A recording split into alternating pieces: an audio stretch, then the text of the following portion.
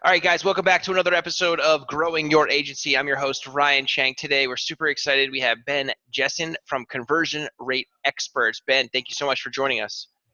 Great to be here, Ryan. Nice to meet.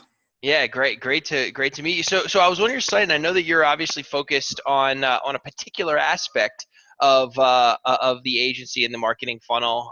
Sounds like from the name, it's the conversion rate. But tell me a little bit about how you got started with the business and really what you guys are focused on for your clients.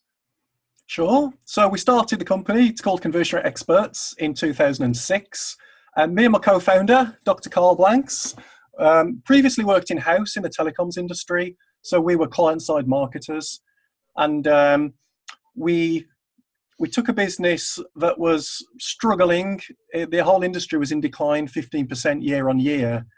And we doubled it, tripled it, and then doubled it in 3 successive years through mainly... Double, triple, double?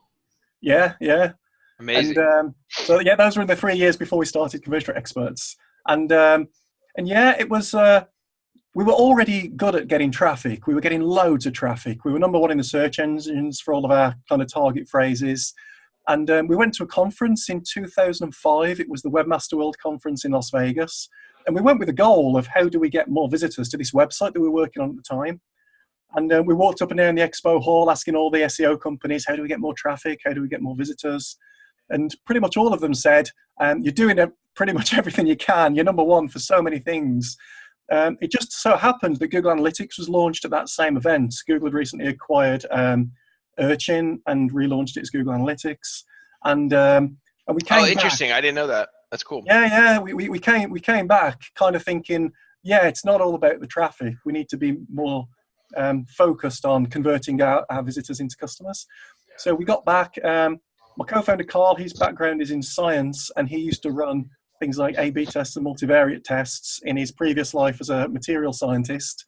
Love it. So we very quickly got into A/B testing and multivariate testing, and taking a very scientific approach to understanding your visitors and improving the content and testing the content in order to turn those visitors into customers. And that was really the catalyst for growing the telecoms company at a time when it was, the whole industry was shrinking 15% year on year.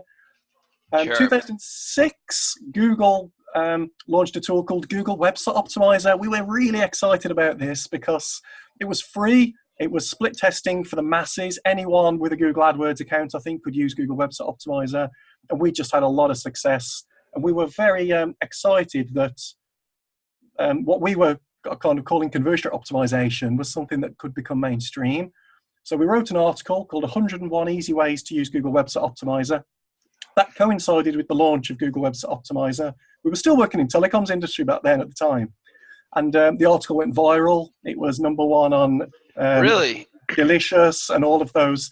Back then, the social bookmarking websites, they're not around, or they're not so prominent anymore. But back then, if you were top of Dig and Delicious, you'd gone viral. We were on Alexa.com's Moves and Shakers list, the 3rd fastest growing website in the world the week we launched.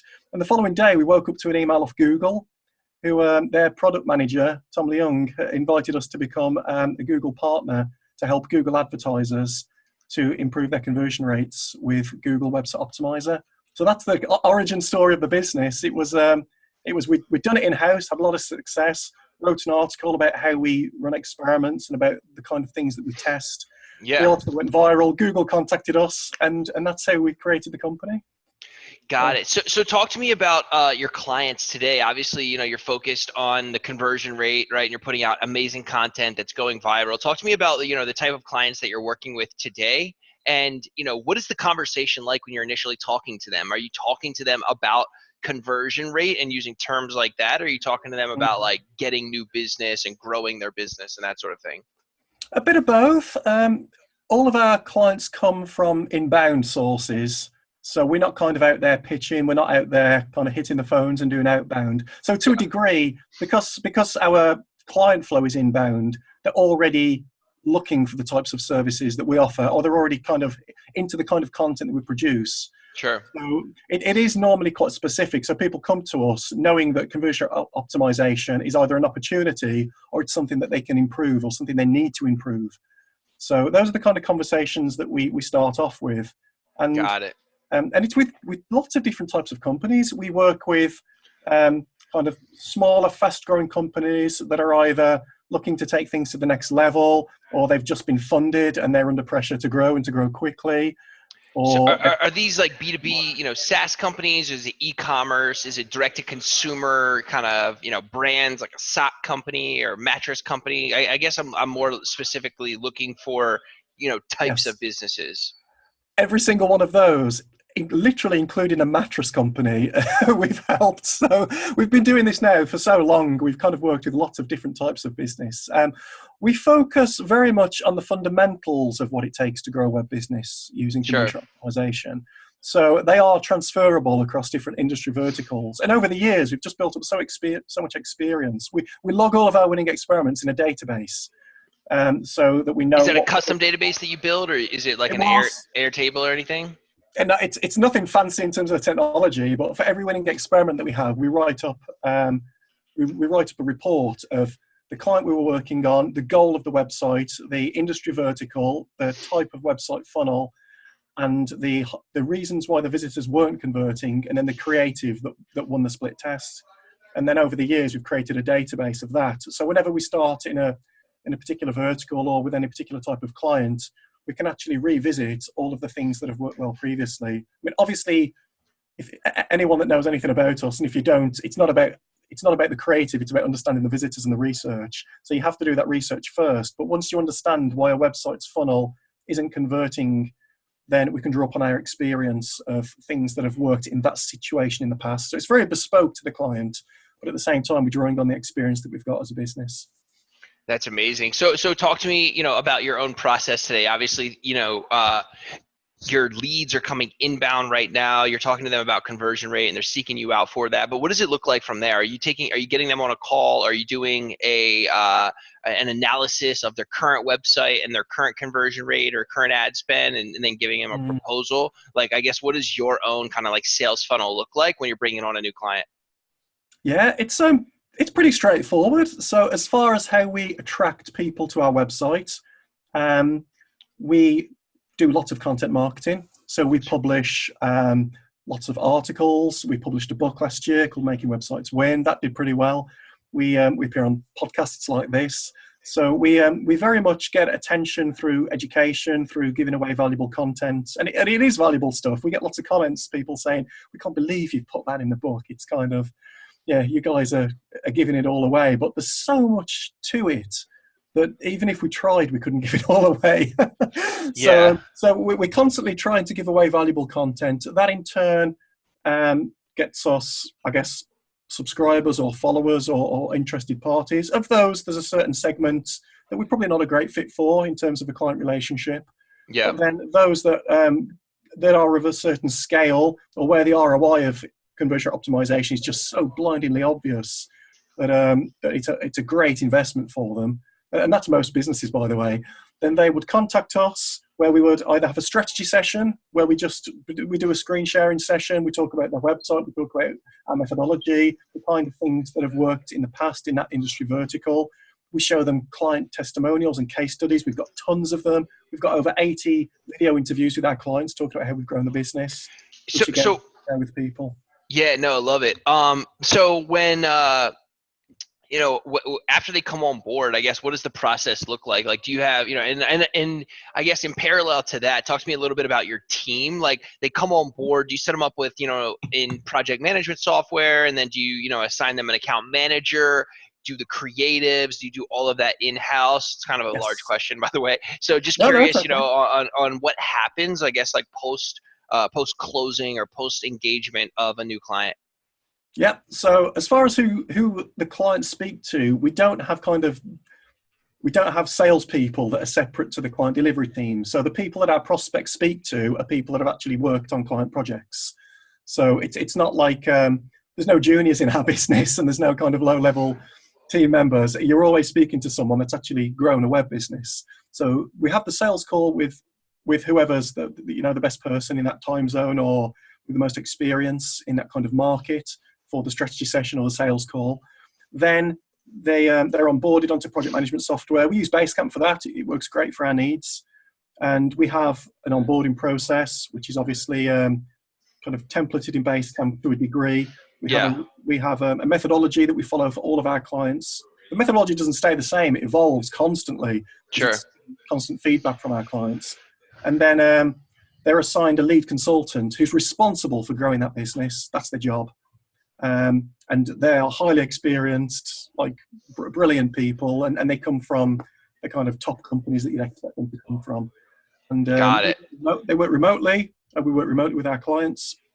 Everything that we do is measured, it gets A/B tested, and the lead consultant's supported by different departments that we have internally. We have a research department whose goal it is to understand the visitors that don't convert and the ones that do, and to come up with quite a huge research brief that gets shared with the lead consultant and everyone else in the company, because everyone in the company is responsible for contributing test ideas.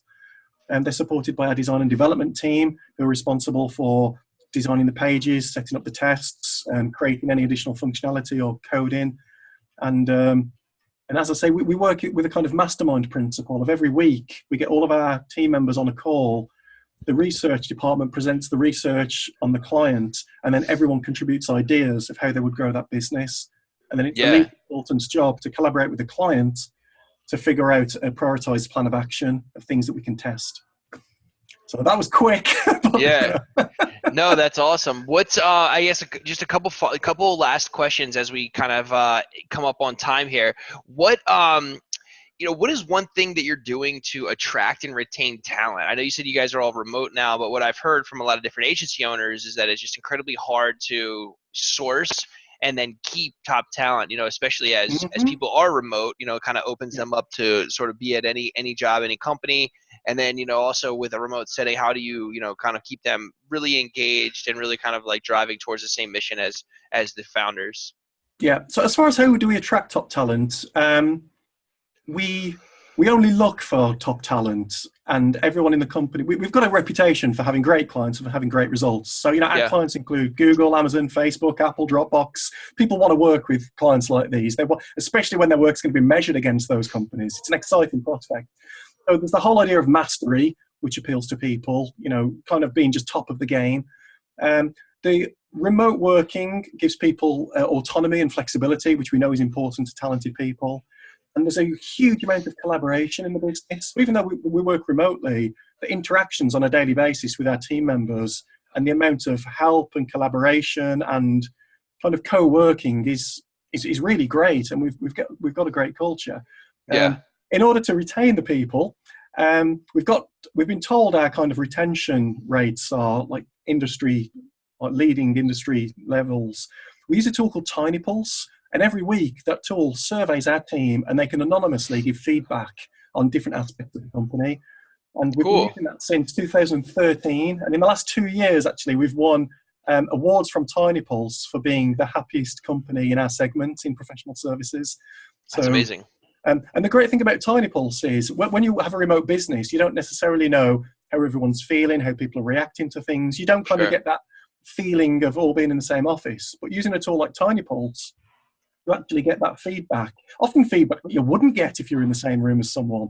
And then you can adjust the company, and you can protect the bits of the culture that people hold dear and are important to them. And then you can eradicate the things that are creeping into the company culture that make people unhappy or aren't quite consistent with our values or the values of the team. So it's a constant way of monitoring a company culture and optimizing it, I guess, in the same way that we optimize web businesses. So that's a pretty cool tool. All right, awesome. And final question is what we ask all of our guests. What is your morning routine? Morning routine? I walk the kids to school every morning. I find it clears my head. It provides me with a few steps that I wouldn't otherwise have had. And when I'm walking back on my own, I kind of reflect on the day ahead. When I get in, I plan my daily tasks, and they synchronize with my weekly tasks. And I often have a call with a couple of colleagues for them to critique my task list, because it helps to have other people critiquing your task list. And then I start my day with the most important tasks and crack on from there. And I review my tasks from the previous day to see what kind of interruptions or distractions or things that kind of got in the way, and how I could either have planned for those better or reorganize my work in order to avoid those kind of issues. Love So, it. So you go back and kind of reflect on, how you could, yeah, on what happened previously, how you could have yeah. improved. I love that. All right, Ben, where can everyone find you? Our website is conversion-rate-experts.com. Our book is available on Amazon. Our book is called Making Websites Win. It's also available as a free podcast at the moment.